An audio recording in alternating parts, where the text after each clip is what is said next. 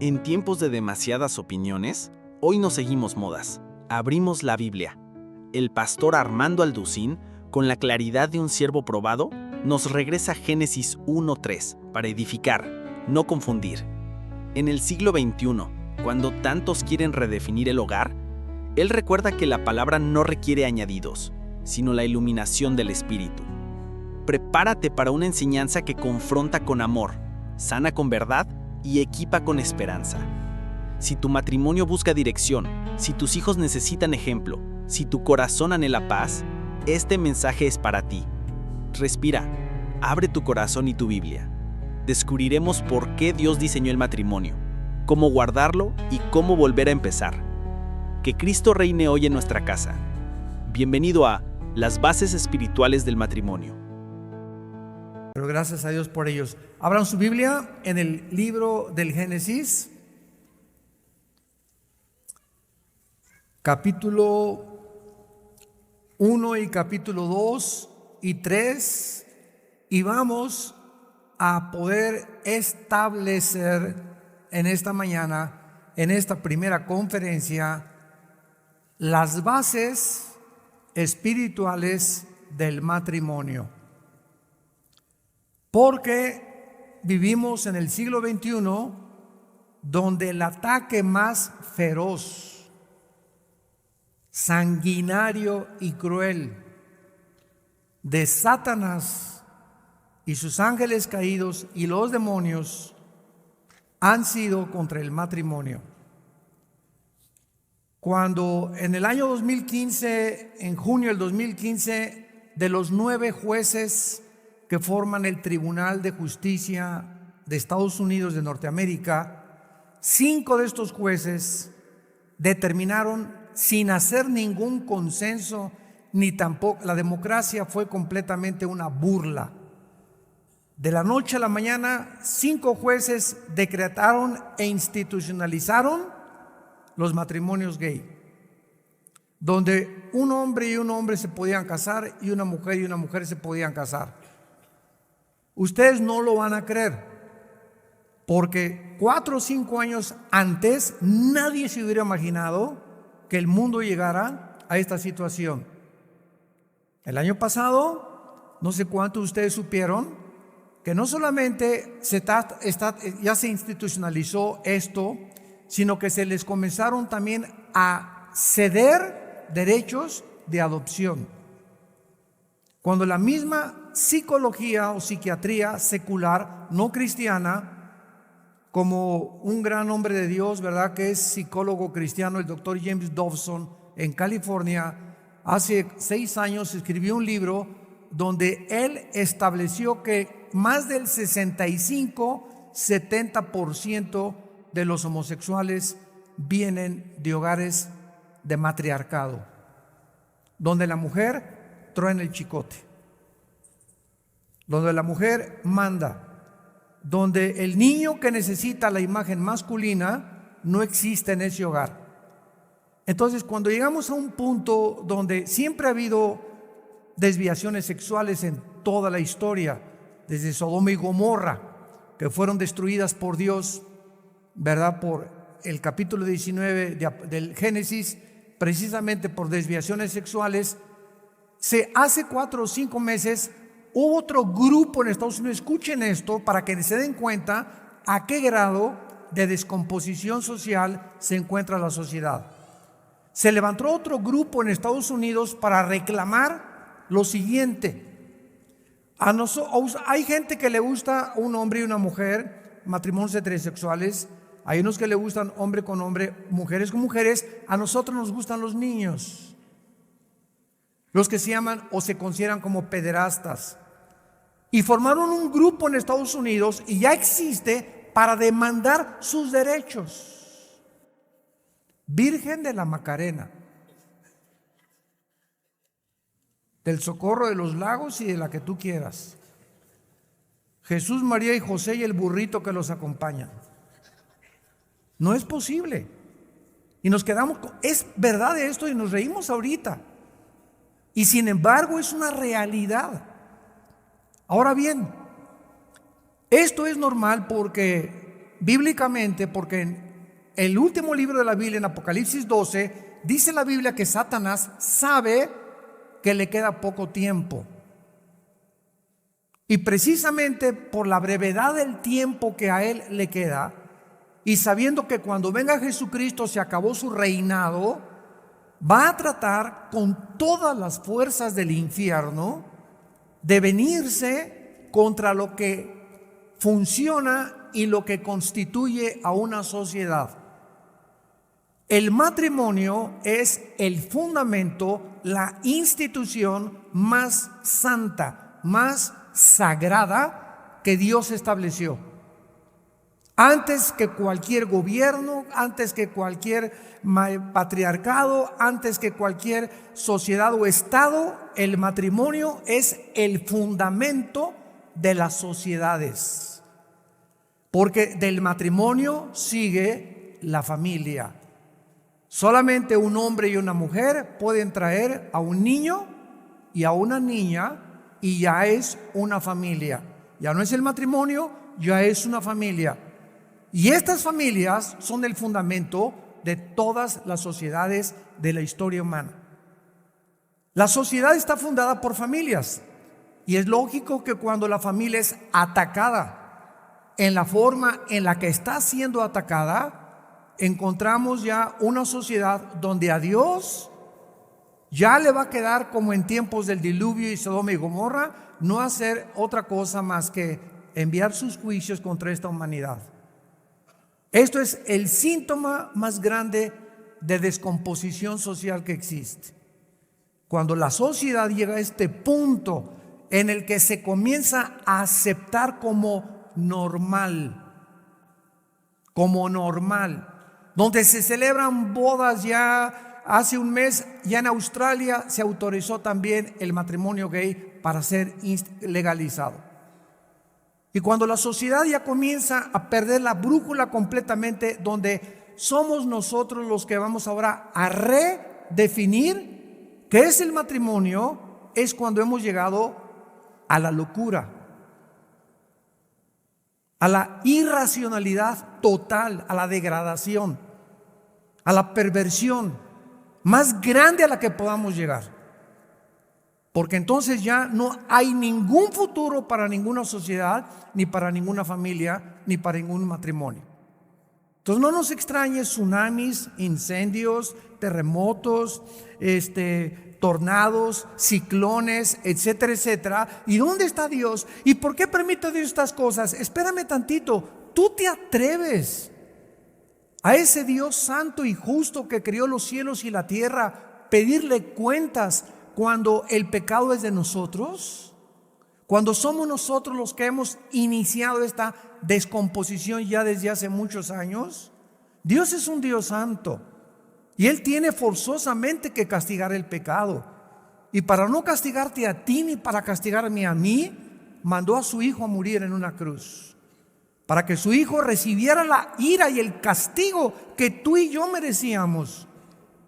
Y al haber un sustituto pudiéramos nosotros saber de tal manera, mi amado Dios, que Él no quiere que yo vaya al infierno, que Él no quiere que yo me descomponga ni que me autodestruya, porque dio a su Hijo en mi lugar. Y una vez que yo veo que su Hijo ha muerto en mi lugar, me queda solamente vivir para Él los pocos meses, años que nos quedan de vida. No hay ninguna otra cosa por lo cual valga la pena vivir más que por el Hijo de Dios, porque si morimos, para Él morimos. Como dice Romanos 14, y si vivimos, para Él vivimos. Ya sea que vivamos o que muramos, le pertenecemos a Él. A Él sea la gloria y el poder, y el reino y todo lo que existe en el universo de la sabiduría, porque de Él viene la sabiduría y Él da el conocimiento a los entendidos. Él quita a los reyes, Él pone a los reyes, conoce lo escondido, lo profundo y conoce también lo que está, descubre lo que está escondido para sacarlo a la luz. Él es el Dios de la Biblia, Él es el Dios, tu Dios, y Él es mi Dios. Para poder entender entonces nosotros lo que es el matrimonio y por qué hay esta descomposición, antes quiero dar toda esta introducción, porque esto comenzó en los 60 del siglo pasado. Fíjense nada más, en los 60 después de la Segunda Guerra Mundial. En 1951, el 3 o 4% de las mujeres en Estados Unidos trabajaban. ¿Sí escucharon? Y comenzó la sociedad a avanzar, donde ya en los 60s, 70s, los 60s fue la década más tremenda. Matan al presidente Kennedy, matan a Martin Luther King, se levanta Elvis Presley, se levantan los Beatles diciendo que fuman marihuana. Viene una descomposición impresionante, comienza la marihuana a circular, comienzan las drogas, etcétera, etcétera. Comienza la juventud hastiada de las guerras del Vietnam. Queremos peace and love. Hacen famosa la canción los Beatles de Only Need Is Love. Oh, oh, oh, oh, oh. Espérame tantito. ¿Sabes una cosa? Qué locos estaban para haber llegado a concluir que lo único que necesitamos es amor. En la sociedad en la que vivimos no es Disneylandia ni Reino Aventura. Entonces, amor no es lo único que basta. Necesitamos entender que el pecado tiene que ser castigado. Y no es con amor nada más con lo cual se puede levantar una sociedad. Por eso Dios le entregó a la sociedad la justicia, ¿verdad? Para que pudiéramos nosotros castigar el crimen y los ladrones.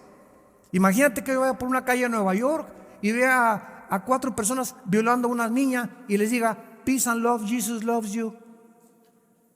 Me van a tirar de loco, ¿verdad? No, yo si traigo una pistola, ¿verdad? Soy karateca, les pego de balazos. ¿Por qué? Para salvar a una tercera persona de la cual se está abusando. Entonces muchas veces se usa la violencia. Desgraciadamente hay guerras, escuchen esto, hay guerras necesarias.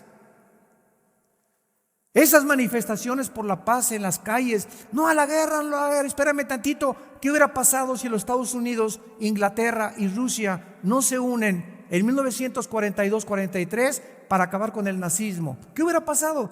Peace and love, Hitler. Se necesitó el uso de la fuerza, se necesitó desembarcar en Normandía para que avanzaran los ejércitos aliados hasta Berlín y acabaran con Hitler y el nazismo. Entonces vivimos un mundo que tenemos que abrir los ojos y comprender en qué mundo nos encontramos y situarnos en una posición racional, equilibrada, donde nuestra mente pueda funcionar de acuerdo a cómo funcionan los pensamientos de Dios. Pero si yo no conozco cómo funcionan los pensamientos de Dios, pues y quiero que Él se adapte a mis pensamientos y no yo a los suyos, es cuando comenzamos a desvariar. Y eso es lo que ha producido el ateísmo, el agnosticismo y el escepticismo y el materialismo humano. En el libro del Génesis dice en el versículo 26, capítulo 1, que Dios enseña que Él formó al ser humano no de chita. No somos el resultado de una evolución natural, ni de la selección de las especies. Esta es la teoría, porque es una teoría que se comenzó a postular hace como un siglo, simplemente porque el hombre rechazó la enseñanza de este libro, es todo. Entonces los científicos también especulan, hipotetizan, filosofan y tuvieron que inventar algo porque tienen que oye, ¿de dónde venimos? Pues vamos a ver de dónde venimos. Científicamente es imposible saberlo. Porque para que sea científico tiene que ser demostrativo, se tiene que comprobar en un laboratorio de ensayo. Los científicos observan los fenómenos a través de lo que oyen, de lo que ven, de lo que experimentan en los tubos de ensayo, y entonces demuestran que se puede probar y que es científico lo que están ellos postulando al mundo. Pero ¿cómo se puede saber de dónde venimos si nadie estuvo cuando comenzó la creación? Imposible que demostrarse de dónde venimos científicamente. Entonces inventó Carlos Darwin cuando andaba ya en la isla de los Galápagos, allá enfrente del Ecuador, en el Pacífico, ¿verdad? Que pues un periquito se le cambió y se le hizo el periquito, la tercera generación tenía otro pico, pero eso se llama la microevolución, no la macroevolución. Tú le cortas la cola a una lagartija y puede haber 3, 4 lagartijas que nazcan sin cola, pero son lagartijas. Le cortas las orejas a un perro grandanés y siguen naciendo grandanés o bailer o pastor alemán o chihuahueño, pero son caninos, no son felinos, no son vacunos, ni son camellos, ni tampoco elefantes. Las especies es imposible mezclarlas con el ADN. Y eso está demostrado. Pero se tiene que seguir enseñando porque si lo reconocen, tienen que venir a la Biblia y decir: Dios mío, me equivoqué. Y ahora sí, Virgen del Socorro. Dios nos hizo a su imagen y semejanza para gobernar a los peces, las aves, las bestias y toda la tierra y en todo animal. Y creó Dios al hombre a su imagen, a imagen de Dios lo creó, varón y hombre los creó. Dios, cuando forma al ser humano, lo vamos a ver en el capítulo 2, versículo 7, forma de la tierra el cuerpo humano. Escuchen, hay más evidencias científicas de la creación bíblica que de la famosa teoría de la evolución, donde no hay una sola evidencia científica, una sola. La ciencia corrobora que los 19 elementos químicos que forman la Tierra, cloro, flúor, yodo, hierro, magnesio, etcétera, etcétera, y los 4 gases que forman la Tierra son los elementos químicos y los elementos de gases que forman el cuerpo humano. Esto fue escrito hace más de 4,500 años. Dios forma de la tierra del polvo y es precisamente la misma tierra de donde Dios saca el cuerpo humano, que el cuerpo humano tiene que alimentarse. Y todo lo que sea verde, todo lo que sea plantas, todo lo que sea frutas, es lo que Dios diseñó con los elementos nutritivos, nutricionales, alimenticios, vitamínicos, que son los que mi cuerpo necesita. No Red Bull, ni la revista, ni la Monster. Tenemos 25 años que las industrias están produciendo cantidad de, entre comillas, energetizantes. Energetizantes, se están volviendo locos esas bebidas. Te energetizan media hora y 20 minutos y vas a acabar en el psiquiátrico. ¿Qué tienen de energetizantes? Energetizante es un licuado de plátano con leche deslactosada en la mañana con nueces y con avena. Eso es energetizante. Pero vemos nosotros de qué forma la sociedad ha llegado al punto donde nos encontramos. Entonces, qué increíble que ahora estén descubriendo también que toda verdad la medicina aleopática y más o menos la homeopática es un poco mejor. Ahora todas las medicinas las están encontrando en los árboles, en las plantas, en las raíces, en las frutas. Se están encontrando todo lo que el cuerpo necesita para ser sanado se encuentra en la naturaleza. Fuimos creados con un cuerpo que está asociado con el planeta Tierra. En Marte, en Júpiter, en Venus no existe nada para mantener la vida. Y todavía están planeando irse de luna de miel a la luna. 1000 veces Cancún. Ahora en el capítulo 2, versículo 7, todo esto es importante, porque si no entendemos nuestro origen, ¿cómo vamos a entender cómo manejar a la esposa, o al esposo, o a los hijos? Y esta es la razón de los matrimonios de tanto divorcio. El hombre es un macho camacho. Y hay otras mujeres, ¿verdad?, que en los 60s, hastiadas las mujeres, cansadas las mujeres en el mundo del machismo de nosotros, que manifestamos durante tanto tiempo, se dijeron las mujeres, ¡basta! Y viendo la revolución femenina en los 60s, que fue cuando comenzó, y en los 70s con más fuerza, luchemos contra los varones, y se formó el Movimiento de Liberación Internacional Femenino. Desgraciadamente cayeron en el lesbianismo. Se fueron completamente a otro extremo. Pero ¿por qué surgió esto? Porque el hombre no sabe tratar a la mujer. Y la mujer está cansada del autoritarismo, de la dictadura, del macho camacho, ¿verdad? Y esta es la razón por la cual los matrimonios muchas veces no funcionan, porque el hombre no ha entendido su función delante de Dios, que es de lo que vamos a estudiar en la Biblia. Dios entonces, dice Génesis 2:7, forma al hombre del polvo de la tierra, y hace Dios esto: infunde Dios dentro de nosotros. Vean ustedes y apúntenlo, se tradujo aliento de vida, desgraciadamente en el singular. La palabra hebrea o la frase hebrea Nishmat Chai, Nishmat Chai está en plural.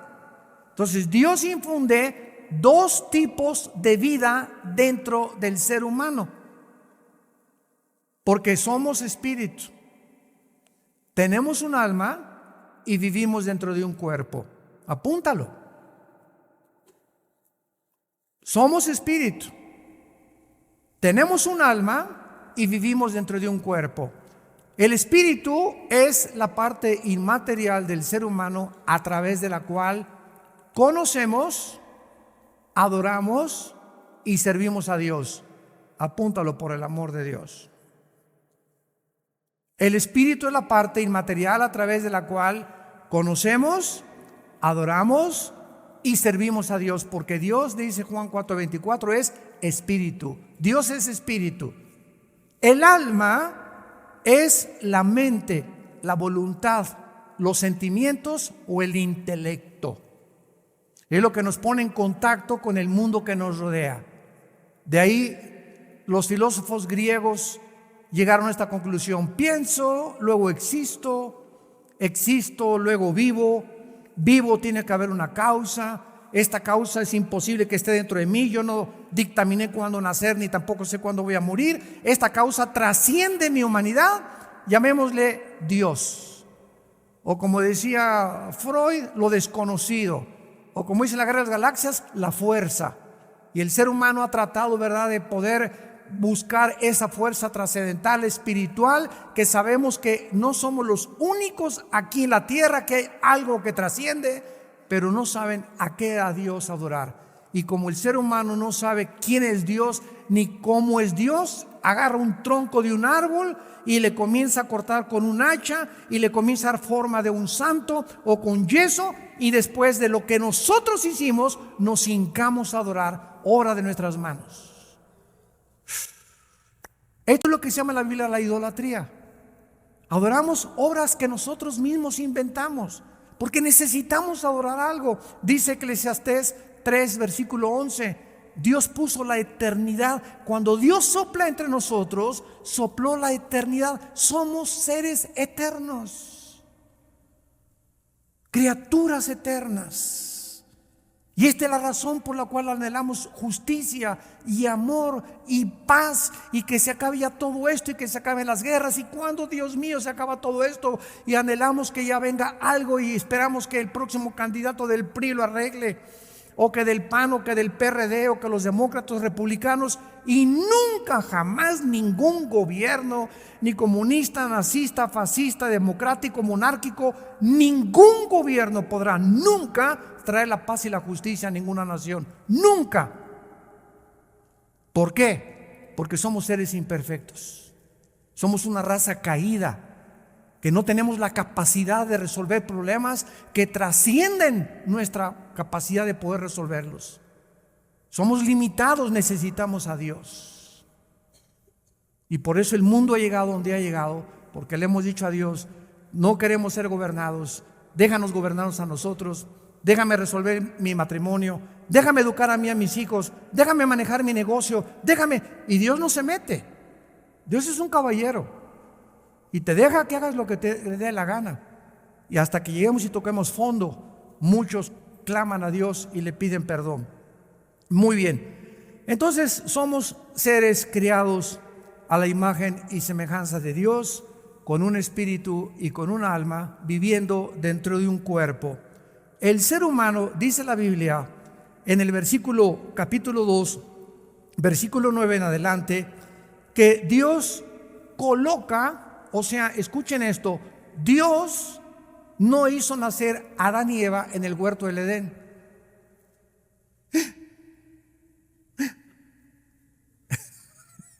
Lea bien la Biblia. Y Jehová Dios plantó un huerto en Edén. O sea, el planeta Tierra no era todo el huerto del Edén. Plantó en este lugar geográfico que es el Edén, ahí plantó un huerto. Y dice la Biblia, y allí puso al hombre que había formado, o sea, lo formó en otro lado.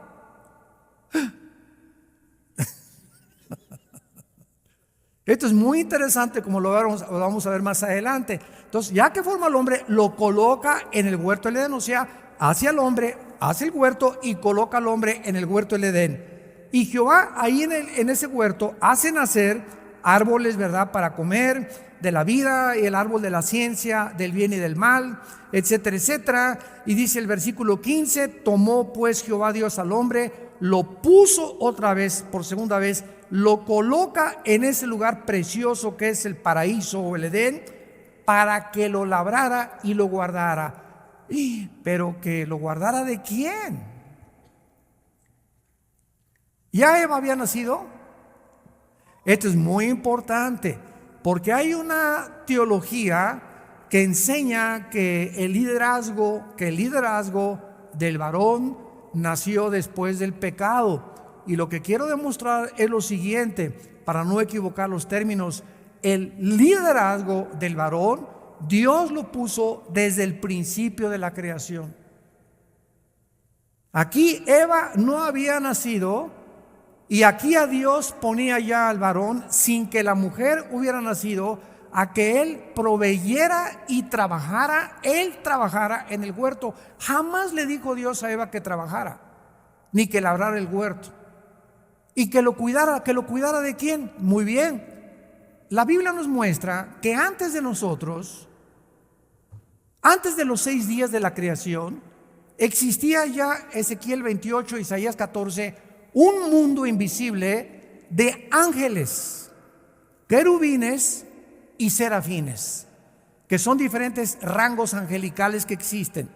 Los querubines son los que estaban alrededor o están alrededor de Dios cuidando su santidad, con los serafines, Isaías 6, y los ángeles son entidades espirituales que entran a nuestras 4 dimensiones, a este mundo de 4 dimensiones, al universo cerrado donde vivimos. Y estas criaturas, estas entidades espirituales, estos ángeles, pueden materializarse y tomar forma de un ser humano, igual que tú, igual que yo. Y puedes tener un ángel enfrente de ti o en el mercado, no sé, en algún lado, ¿verdad? Dice Hebreos 13 que muchos, sin ni siquiera saber que eran ángeles, hospedaron ángeles.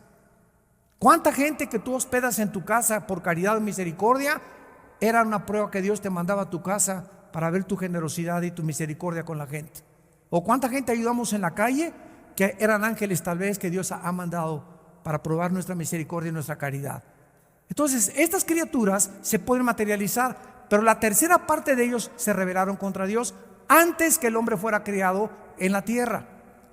Como lo sabemos, en Job, capítulo 38, dice la Biblia que los ángeles, cuando Dios estaba haciendo el mundo, y Dios inclinó 23 grados y medio la esfera de la tierra, y comenzó a darle vueltas en 24 horas al globo terráqueo, y comenzó a lanzarlo en 365 días alrededor del sol. Todo lo que Dios hizo donde nos colocó en este planeta fue matemáticamente calculado. Matemáticamente calculado. Y le dio la vuelta a la Tierra en 24 horas, y la velocidad en la que ahorita está la Tierra, tú y yo no nos damos cuenta, pero estamos girando en el espacio. ¿No te habías dado cuenta? ¿O por eso te sientes mareado en la mañana? Estamos girando continuamente sin que nos demos cuenta. El movimiento la fuerza centrípeta y la inercia del planeta. Y este movimiento de la Tierra contradice las leyes de la física. Señores físicos y astrofísicos que nos visitan y que nos escuchan, ¿qué quiere usted decir? Lo siguiente: hay una fuerza física, escúchame, que establece este principio. La velocidad de un cuerpo es proporcional a la fuerza que se le aplica. En otras palabras, si yo tengo una canica y le hago así a la canica, ¡paz! ¿Por qué se detiene la canica? Porque la fuerza que yo le apliqué, pues no fue una fuerza eterna, se tiene forzosamente que parar. Si disparo, agarro una flecha y la disparo, la flecha sale y hace una parábola y tiene que caer. No puede mantenerse en el espacio continuamente. Disparas un balazo o un misil y el misil sale y se tiene que caer. ¿Quién le hizo así? ¡Pum! A la tierra. Pregúntale al ateo de tu maestro. Querido maestro, ¿qué fuerza hace que la tierra se mantenga igual? ¿Quién está detrás haciendo así? Y es un movimiento constante de 24 horas y al mismo tiempo alrededor del Sol, con la distancia perfecta con el Sol para que haya primavera, verano, otoño y invierno, para que tengamos 4 estaciones y para que pueda la vida poder existir. La fotosíntesis, la distancia del Sol, todo está calculado. Los valles, las montañas, las manzanas, las uvas, las papayas, el agua, la combinación de nitrógeno con oxígeno que respiramos ahorita. ¿Por qué vivo? Porque estoy respirando. ¿Qué estoy respirando? Algo que está combinado de gases alrededor, casi todo es hidrógeno con oxígeno, con un poquito más de gases, como 7-8%, que hace posible que mis pulmones se mantengan viviendo. Todo está calculado para que tú y yo amanezcamos todos los días y le digamos: qué grande eres, Señor. Dios hace todas estas cosas y estos ángeles ya existían, y cuando Dios coloca al hombre y la mujer en el huerto del Edén, ya estaba aquí en el planeta Tierra los ángeles caídos. Ahí estaba ya Lucifer, que después se convirtió en Satanás.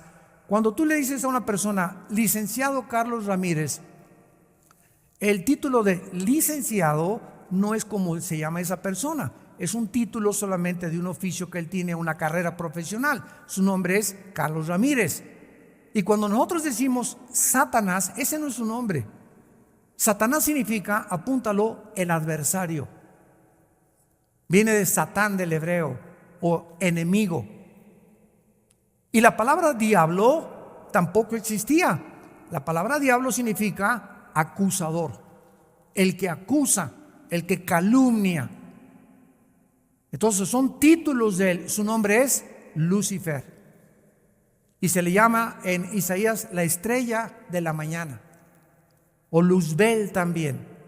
Entonces Lucifer ya estaba ahí en el huerto del Edén y había ángeles caídos en el planeta Tierra. Y Dios pone al ser humano en un ambiente perfecto, pero escucha esto, y siempre he tenido este debate con los ateos. Los ateos, el 90% del ateísmo está basado en atacar a Dios por la forma como Dios gobierna el universo, y el ateo te dice: es que ¿por qué permite Dios las guerras? ¿Y por qué, si Dios es bueno, no acaba con Satanás? ¿Qué acaso no es Dios todopoderoso? Vean la lógica elemental del ateísmo, que es insostenible filosóficamente. Una ateo me dice: oiga, ¿Dios es todopoderoso? Le dije: amén, amén, amén. Y si Dios es todopoderoso, ¿por qué no acaba con el diablo? Le dije: dele gracias, porque comenzaría con usted.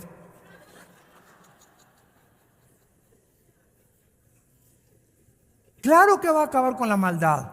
Ahora, el hecho que todavía Dios no termine con la maldad no implica que usted lo acuse de que no exista. O sea, usted no puede entender por qué Dios no hace las cosas como usted piensa que deberían hacer. Porque usted está diciendo: no, es que págate de allá, Dios. Mira, pues siéntate aquí.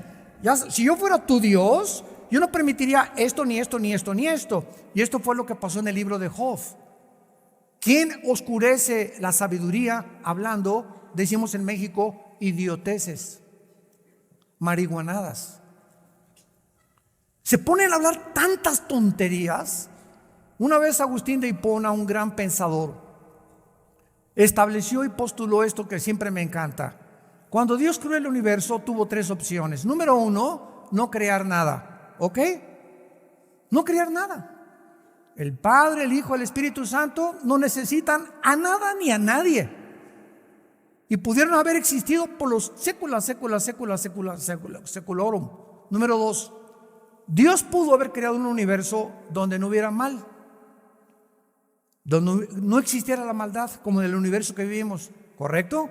Y número 3, Dios en su infinita sabiduría creó un universo donde el mal entrara, con un plan perfecto para al final demostrar algo que voy a explicar. Si tú fueras Dios, cabeza de caracol, ¿cuál escogerías? Bueno, mire, yo de plano, ¿para qué nos creó Dios? Ya no había creado nada mejor. Eso fue lo que Job argumentó en el capítulo 3. ¿Por qué no fui un abortivo? O sea, ¿para qué nací? ¿Para esto? Ahora, cuando una persona dice la nada es mejor que lo algo, es una contradicción filosófica, porque no se puede demostrar que lo algo es mejor que la nada, ni que la nada es mejor que lo algo. No se puede debatir este punto.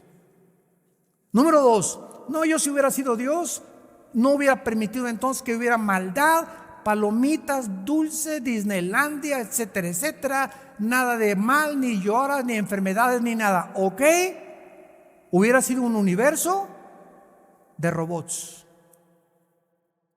Nos hubiera dado cuerda simplemente Dios, ámame, ámame, ámame. Nunca hubiéramos conocido lo antagónico al bien, al mal, la misericordia, la gracia y todas las cualidades que oponen completamente la maldad. Y Dios en su infinita sabiduría permite, Él no es el creador del mal. Escucha esto, cuando Dios crea a las criaturas con libertad de acción, lo que se llama el libre albedrío, es el abuso, apúntalo, es el abuso de la libertad lo que introdujo la maldad al universo. Es el abuso de la libertad. Mi hijo llega, papá, préstame el carro, ahí están las llaves, mi hijo ya es mayor de edad, va y lo choca. No, usted tiene la culpa, espérame tantito, yo te di las llaves y yo no quería que tú chocaras, pero tú abusaste del exceso de velocidad, te pasaste un alto y las consecuencias son tuyas. No me eche la culpa, que yo tengo la culpa de tu accidente. Si nosotros no razonamos con la mente que Dios nos ha dado y no ponemos en orden esto, nos volvemos irracionales. Y es precisamente el ateísmo lo que le impide entender que somos limitados y que necesitamos que entre el Espíritu Santo a nuestras vidas, que nos destape la calabaza que tenemos aquí con un programa envirulado. Nacimos envirulados, para que me entiendan los que aman la computación. Nacimos con un programa envirulado. Y por eso actuamos como actuamos y hacemos lo que hacemos y pensamos como pensamos, porque el programa que se nos metió, tu maestro ateo, tu maestro filósofo, tu maestro agnóstico, tu maestro humanista, tu maestro hedonista, y los programas que traemos, ¿quién nos los pusieron? Hombres como tú y como yo, filósofos, ateos, agnósticos como tú y como yo. Viene Cristo del cielo, el Hijo de Dios, y trae un programa nuevo. Y este programa comienzas tú a aceptarlo, a que entre a tu vida, y mientras más permitas este programa en tu vida, todos los virus comienzan a salir y comienzas a pensar y actuar como una persona coherente y normal, amorosa, compasiva, generosa, misericordiosa, amando a tu esposa, a tus hijos, viviendo para Dios. Comienzas a entender todas las cosas por el nuevo programa de Dios. Romanos 12:2. No se conformen a este mundo, no se conformen a los programas de este mundo. Transfórmense por medio de la renovación del entendimiento. ¿Y quién renueva este programa? La Biblia. En la proporción en la que tú permitas los pensamientos de Dios gobernar tu mente, es en la proporción que vas a comprender más y más y más y más a Dios. Y mientras más lo comprendamos, los que tememos a Dios, confiamos a Dios, porque Él es nuestra ayuda y nuestro escudo, más lo vas a amar y más lo vas a servir. Pero mientras tú vivas lejos de este programa de Dios, seguirás ¿Y por qué Dios dice esto? ¿Y por qué por allá dice? Y yo si fuera Dios, y la soberbia comienza a gobernar tu mente y eres una pobre chinche. Somos unas pobres chinches con cerebro de caracoles y nos atrevemos a desafiarlo. Dios permitió que entrara el mal al universo. Se revela Lucifer, arrastra la tercera parte de los ángeles y Dios después coloca al hombre aquí en el planeta Tierra y Dios nos coloca a nosotros en un campo de entrenamiento. El planeta Tierra es un campo de entrenamiento para soldados futuros. Por eso se llama la batalla ¿de qué? De la fe. ¿Por qué es de la fe? Porque estamos luchando contra la incredulidad. Estamos luchando contra los que atacan el programa de Dios, los que atacan la Biblia, los argumentos de Dios. Dice en 2 Corintios 10, rebatiendo argumentos y toda altivez que se levanta contra el conocimiento de Dios y llevando cautivo todo pensamiento a la obediencia a Cristo Jesús. Y por eso podemos nosotros, miren hermanos, se los digo con todo mi corazón y con la gloria para Jesucristo. Este año cumplí 40 años de ministerio. Quiero decirles que en los 40 años he visitado más de 45, 50 universidades. He tenido más de 25, 30 debates con ateos, jarochos, mochocorochos, comunistas, agnósticos, etcétera, etcétera. No hay un solo sistema al cual yo haya querido debatir que ni siquiera se pueda comparar con el sistema de pensamiento de Dios de la Biblia. La Biblia hace pedazos todos los sistemas de filosofía del ser humano, todos los derrumba. Muéstrame el que tú quieras, tráeme el que tú quieras, como les dije ayer, tu gallito giro. Porque somos seres humanos y cuando tú conoces la Biblia, haces pedazos cualquier sistema de pensamiento y alumbras los ojos y alumbras el entendimiento de la gente, porque lo que somos la luz. ¿Quién va a iluminar a tu abuelito, a tu papá, a tus hijos, a tus amigos? Nosotros. Tú si tienes a Cristo en tu vida. Vivimos un mundo de tinieblas. Dice Isaías 60, las tinieblas cubrirán el mundo. Cada vez habrá más confusión económica, social, religiosa, filosófica, moral, política, porque el mundo está en tinieblas. Estamos a punto de una tercera guerra mundial y nos seguimos creyendo dioses. Y que tenemos la capacidad de resolver nuestros problemas. La soberbia, el orgullo es la raíz de todos los pecados. Y fue el primer pecado de Lucifer, la soberbia. Querer hacerse como Dios. Adán, tienes una libertad, no eres un robot. Come de todos estos árboles, pero hay un árbol de la ciencia, síganme con mucho cuidado. La palabra ciencia es la palabra conocimiento, si lo quieres traducir. Son sinónimos. Un científico es una palabra que tiene conocimiento físico o químico demostrable. Es la ciencia, el conocimiento. Te doy un árbol donde está el conocimiento del puro mal. ¿Eso dice? ¿Nunca se han preguntado por qué es el conocimiento del bien y del mal? ¿Por qué están mezclados? Del bien y del mal, mezclados los dos. No comas de ese árbol. Y entonces Adán y Eva participan. ¿Y quién comió primero? Ellas tienen la culpa. No nos echen la culpa, por favor, las mujeres a los hombres. Estoy bromeando. Esto es muy interesante. Porque en el Nuevo Testamento, en Romanos 5:12, dice que fue el hombre.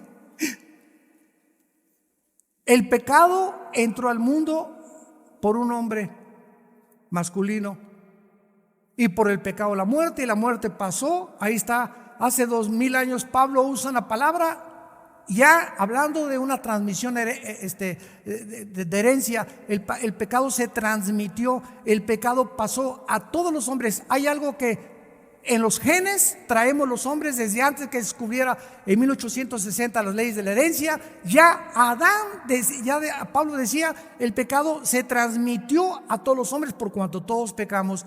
Oye, Pablo, te equivocaste. ¿Cómo que el hombre? No sé si la culpa fue Eva, léele bien. Ella fue la que comió y nos dio a nosotros. Fuimos seducidos por las mujeres. Sígueme seduciendo, mi amor. Mientras sea la esposa no hay problema, ¿verdad? ¿Saben ustedes por qué dice eso? Porque si vamos a Génesis capítulo 3, como vamos a ver en la segunda parte, vamos a descubrir que cuando Eva come la fruta y se la da a Adán, ahí estaba junto con ella y estaban segurísimos seguro que la fruta que comieron no fue manzana. Ya sabían eso, ¿verdad? ¿Cuál creen que fue la fruta que comieron? ¿Con qué se taparon? No oigo. ¿Y qué produce la higuera? Pues comieron higos. Yo he llegado a esa conclusión, aunque la Biblia no lo dice, porque comen, inmediatamente se dan conciencia y lo primero que agarraron fue las hojas del árbol de que comieron. Y la higuera es interesante, que representa a Israel en el Antiguo y en el Nuevo Testamento. Bueno, no vamos más lejos. Entonces, cuando comen ellos, ¿qué era lo que Dios quería impedir cuando ellos participaron del fruto del conocimiento del bien y del mal? Simplemente lo siguiente: Adán, mira, Adancito y Eva, si ustedes comen de ese fruto, ustedes van en ese momento a convertirse en esta cosa. El diablo tenía algo de razón. Se van a hacer dioses en el sentido de que ustedes van a decidir qué es bueno y qué es malo. Y ustedes no tienen la capacidad, porque no son dioses, de decidir qué es bueno y qué es malo. Entonces el hombre y la mujer comen del fruto, y desde Adán hasta nuestros días, la raza humana, y por eso hemos llegado al siglo XXI, donde creemos que un hombre con una mujer y una mujer con un hombre, hemos llegado a confundir el bien con el mal, y ahora al mal le llamamos bueno y al bueno le llamamos malo. Estamos convirtiéndonos en dioses. Ahí está la contaminación. ¿Tú quién eres para saber lo que es bueno y lo que es malo? Si tú eres ateo, como les dije ayer en el desayuno, no le digas a tu hijo: no fumes marihuana, porque tu hijo te va a contestar: papá, tú eres ateo y tú tienes tus leyes. Y si tú eres ateo, no me puedes decir que hay bien y que hay mal. Y si tú aceptas que hay un mal, entonces tiene que haber un antagonismo, que es el bien. Y si es el bien que lo comenzó, y si seguimos con esa línea lógica elemental, vamos a llegar a que existe Dios, y te voy a hacer tus argumentos. A mí me encanta meterme la Golden de Acapulco y darme mis chupazos, ¿verdad?, de marihuana, y no te metas conmigo. ¿Por qué? Porque yo armo mis propios mandamientos, papacito. Para mí es bueno, para ti es malo, y esto se llama en la filosofía relativismo. Relativismo. Todo es relativo. Lo que es bueno para ti no es bueno para mí, y si es bueno para ti, no te metas conmigo, porque esta es tu vida. Yo soy homosexual, para mí es bueno meterme con un hombre, esto es amor para mí, para ti no es, métete con una mujer. Espérame tantito. Si nosotros llegáramos a ese punto a donde hemos llegado, es cuando llegamos realmente a saber que estamos locos completamente para el manicomio, donde no existe el bien y el mal. Cada quien va a decidir lo que es bueno y lo que es malo. ¿Saben que ese fue el problema de los nazis? Llegaron los aliados en 1945 a Berlín, se suicida Hitler con Eva Braun, su esposa, en su búnker, y entonces se hace un juicio que se llamó el juicio de Nuremberg, 1947-48 en Berlín, para juzgar a los generales sobrevivientes del nazismo. Escuchen esto. Ahí están los generales del nazismo sentados con todo el jurado de ingleses, de abogados americanos, norteamericanos, etcétera, etcétera, y alemanes también.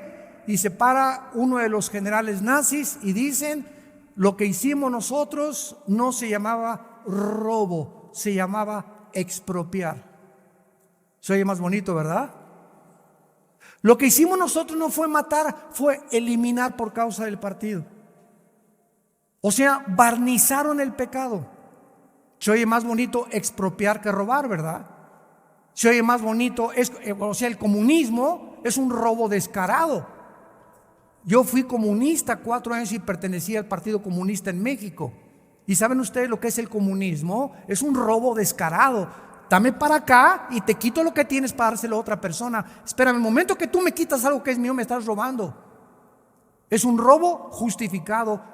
El sistema filosófico del socialismo, comunismo, disfrazado con el barniz de poder ayudar a los pobres. Mentiras, mentiras, mentiras. Es el engaño en que vivimos nosotros. Entonces, los nazis, no es que yo no maté, yo no robé, yo obedecí órdenes, el relativismo puro. Entonces, ¿quién tiene la razón entonces? ¿Los nazis porque obedecieron las órdenes del Führer, o el occidente cuando lo estaban juzgando y diciéndoles lo que ustedes hicieron está mal? Ellos dijeron, es que ustedes le llaman mal, para nosotros ser el bien, lo que es para nosotros malo, para ustedes es bueno. ¿Quién tiene la razón entonces de estas dos antagónicas filosofías o sistemas de pensamiento? A eso el mundo ha llegado en el siglo XXI, donde ya a lo bueno le llamamos malo, a lo malo le llamamos bueno, y el único legislador de la ley es Dios.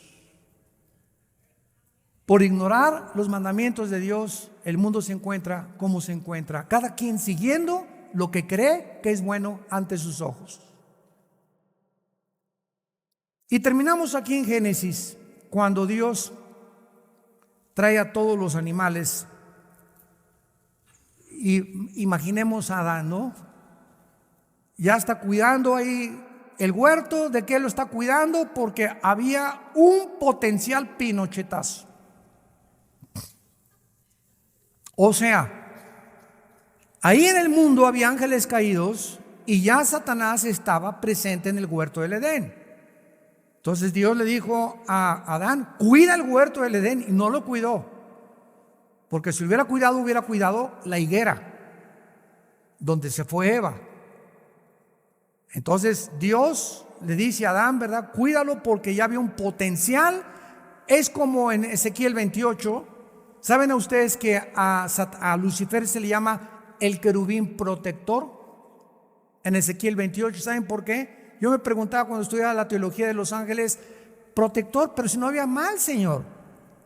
El mal no había entrado al universo. ¿A quién, qué protegía el Lucifer?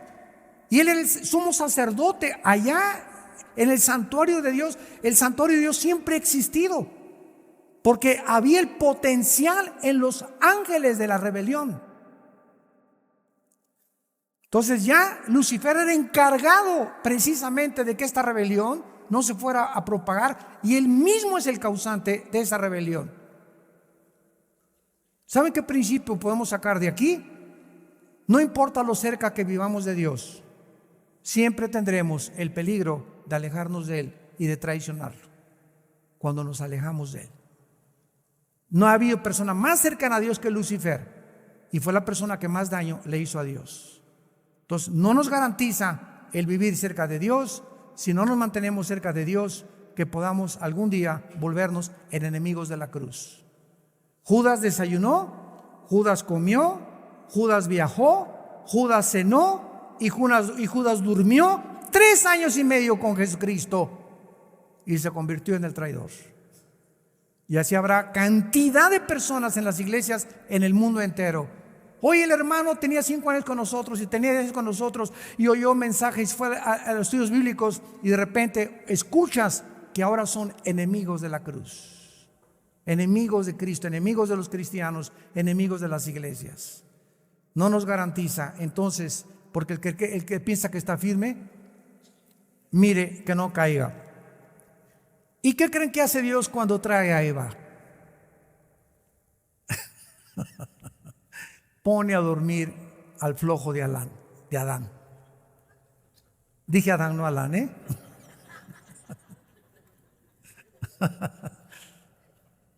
La primera operación quirúrgica sin anestesia. Pone a dormir a Adán, y esto implica muy claramente un principio espiritual que me ha hablado a mí cuando estoy con los jóvenes, y es el siguiente: jóvenes, por favor, no busquen novia. Y cuando la busquen, menos en las discotecas. Por el amor de Dios, Virgen del Socorro. Ahí es donde menos la vas a encontrar. Entonces, cuando nosotros llegamos a una edad que necesitamos una esposa, porque en primer lugar el noviazgo no existe en la Biblia. Existen amistades íntimas, amigas que escoges que vas a tener una relación más íntima con ella, ¿verdad? Pero cuando vivimos para Dios, en charola de plata, como se la trajo a Isaac, a Rebeca. Si leen Génesis, cuando manda Dios a su sirviente a buscarle una esposa a Isaac, Rebeca venía vendada toda en un camello. Y ahora hasta con el ombligo de fuera andan las mujeres. Para traer más rápido, pues como abejorros se te van a ir encima, ¿verdad? Mientras menos ropa traigas, más abejorros traerás, pero buscando tu cuerpo y no tu espíritu ni tu corazón. Entonces viene Rebeca envuelta y Isaac se encontraba, dice la Biblia, meditando en la palabra. En charolita de plata, sin que la fuera a buscar él, Dios se la trae. Bueno, Dios pone a dormir a Adán y dice la Biblia que toma sus costillas, una costilla, y cierra la carne en su lugar. Damas y caballeros, médicos que nos acompañan, ¿dónde se forma la sangre? En los huesos, ¿correcto? En la médula. Ahí se forma la sangre. ¿Y qué está en la sangre? Los cromosomas, los genes, el ADN. ¿Ok? Ahora ya te haces una biometría hemática y ahí sale hasta el cáncer, ya sale en la sangre, sale todas las cosas que tengamos. Es interesante que cuando Dios pone a dormir a Adán tenía 2 cromosomas XY. Púntalo. Y cuando yo le pregunto a muchos foros que hemos compartido de médicos, el otro día estuvimos mi esposo y yo en Ecuador, nos invitó la Asociación de Psiquiatras y Psicólogos de Ecuador de Quito a dar una conferencia allá en Ecuador. Yo les dije a casi todos, la mayoría no eran cristianos, ¿quién fue primero, el hombre o la mujer? Esto es increíble científicamente. ¿Qué chita ni qué chita? No, pues voltearon todos los médicos, no hay nadie que no tenga una mamá. No hay nadie en el mundo que exista que no tenga una mamá. Venimos de las mujeres, hermano. Les dije, no, la Biblia dice que venimos de los hombres. Pero eso, no, al contrario. Si Dios hubiera sacado al hombre de la mujer, hubiéramos sido una raza híbrida. Porque la mujer no tiene más que XX, no tiene el cromosoma Y, que es el que define el género masculino. Virgen de los Lagos.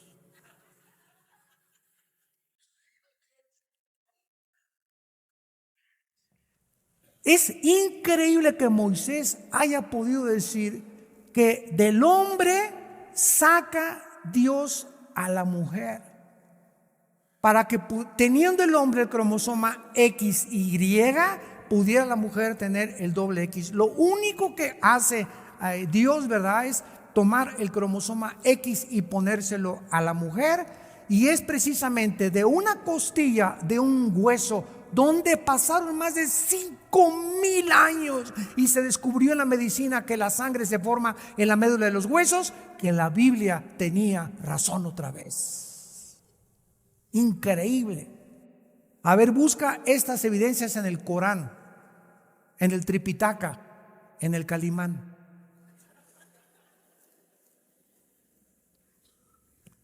Y en el versículo 24, para terminar, en 3 palabras se nos define el matrimonio. En 3 palabras. Por tanto, dejará el hombre a su padre y a su madre. El matrimonio, número 1, es abandonar la familia anterior. Tú y yo crecimos con papá, con mamá, con mis hermanos. Papito, bye. Mami, bye. Fido mi perro, bye. Mis hermanitos, bye. Y en el momento en que yo me caso con Marta, mi esposa, en ese momento sigo respetando a mi mamacita, papito, te sigo respetando, Efesios 6, honra a tu padre y a tu madre, pero de aquí en adelante, esa familia que me crió ya es otra familia y yo estoy formando una nueva familia. Y desde ese momento, mi prioridad es mi esposa. En el momento que me caso, ella es, después de Dios, la número 1. No mis hijos, no el ministerio, no papá, no mamá. Papá, no te metas con mi esposa. Si te metes, no vuelvo a regresar a la casa. Y mamá, me respetan a mi esposa. Y hermanitos, me respetan a mi esposa. ¿Por qué? Porque de aquí en adelante ella es mi prioridad después de Dios. Y mi familia anterior la tiene que respetar. Y si no la respetan, pierdo mi familia anterior para no perder a mi esposa.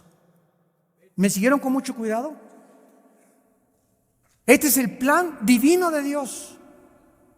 Así que si tú tienes una familia donde tu esposa la insultan, o tus cuñados o tus hermanos, discúlpenme, yo la Navidad no la vengo a pasar con ustedes porque a mi esposa la respetan como a mí también. Y después vienen los hijos y después ya el trabajo y lo que tú quieras, el ministerio y lo que tú quieras. Pero dejará el hombre a su padre y a su madre, a Dios. Y lo peor del mundo sería llevarte a tu suegra a la luna de miel. Eso ya sería el colmo. Imagínate nada más, ¿no? Ahí sí ya te crucifican, pero segurísimo, ¿verdad? También esto significa, ¿verdad?, que ya nuestros hijos, ya cuando se casan, dicen que el muerto y el juntado apestan a los 3 días. Entonces, papás que me escuchan, cuando visitemos a nuestros hijos, están casados, no te quedes 1 o 2 meses con ellos a vivir, por el amor de Dios. Hay hermanos que llegan, oye, mi suegra tiene ya 1 mes, pero me da miedo porque si le digo a mi esposa, hasta me hace dormir en el suelo. Entonces, seamos comprensivos. No se puede romper la intimidad y la privacidad de un matrimonio. Y cuando invadimos la privacidad de nuestros hijos en su matrimonio, estamos nosotros incitando o motivando a que tengan pleitos entre ellos. Entonces, voy a visitar a mis hijos 1 semana, ya es suficiente, a menos que tu papá o tu mamá estén imposibilitados y que no haya nadie que los cuide y que tengan que vivir contigo. Es la única excepción. Mientras tanto, 1 semana, 2 semanas ya apestas. Apestamos, dijo el otro. En segundo lugar, el matrimonio se unirá a su mujer. Se unirá a su mujer. El momento en que nos unimos, mi esposa y yo, y tú como esposos, en ese momento no son mis éxitos y ni mis triunfos, ni los de ella. Ahora, si yo triunfo es con ella, si yo camino es con ella, si yo avanzo con ella, y si mi esposa se comienza a quedar atrás y yo sigo, no, porque yo primero, y ella se queda atrás, el matrimonio es regresarme y esperar que mi esposa me alcance, porque nunca Dios bendecirá que yo alcance el éxito o que suba la montaña sin ella a mi lado. Serán uno los dos de ahí en adelante. Y nuestros triunfos son juntos, sufrimos juntos, lloramos juntos, vivimos juntos. Ese es el programa de Dios para el matrimonio. Así que no hay tal cosa como que yo soy pastor, pero mi esposa es una carnalota. Pues vas a tener que arreglarla con Dios, o vas a tener que ponerte a ayunar, o vas a tener que hacer algo, ¿verdad? Pero hay un problema espiritual que tu esposa tiene que superarlo para que puedas caminar junto con ella. Y mientras no se supere ese problema espiritual, no podemos avanzar. O viceversa. Y en tercer lugar, y serán una sola carne. El matrimonio es la única dimensión donde se permiten las relaciones sexuales. Nunca en ninguna otra dimensión, en ninguna otra esfera, Dios permite tener relaciones sexuales. Ni antes del matrimonio, como dicen los psicólogos. No es que la masturbación es buena para que se comiencen a acostumbrar, o esto y el otro, y después el adulterio, etcétera, o la fornicación. Dios condenará, Hebreos 13:4, a los fornicarios y a los adúlteros.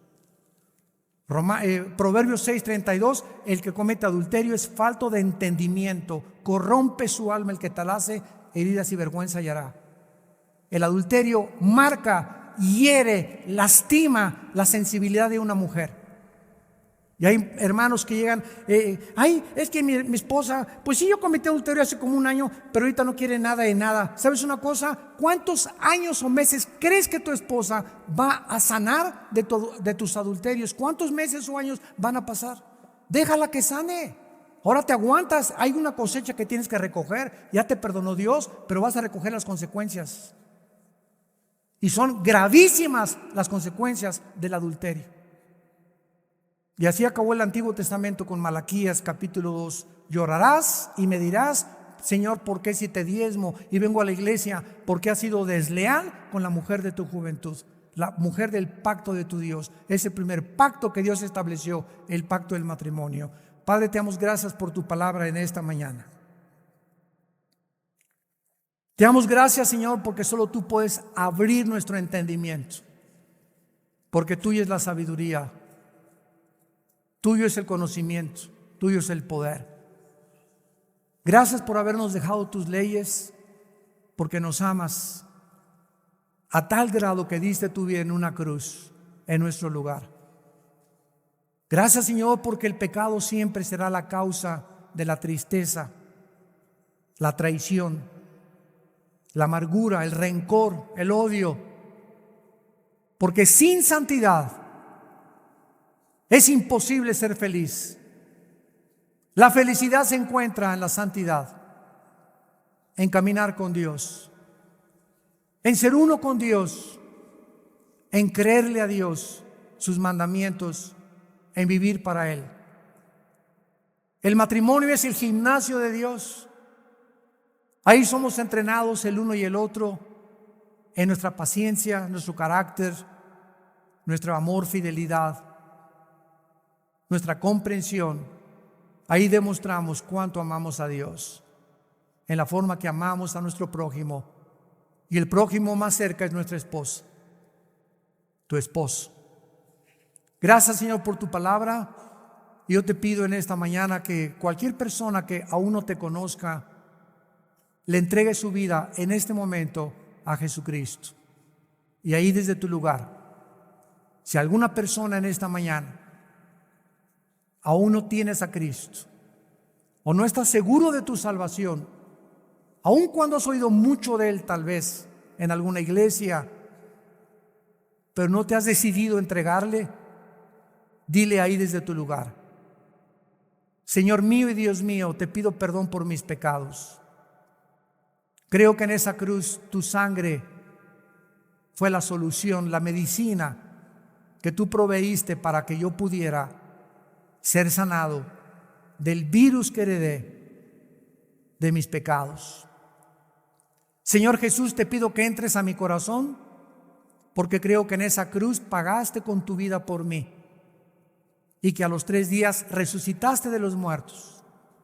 Y porque creo que vives resucitado y tienes las llaves de la muerte y del infierno y el poder de todo el universo, entra a mi vida, Jesús, como mi Señor y mi Salvador, y dame el poder y el entendimiento de conocer tu palabra y vivir la corta vida que me queda cerca de ti. En el nombre de Jesús. Amén.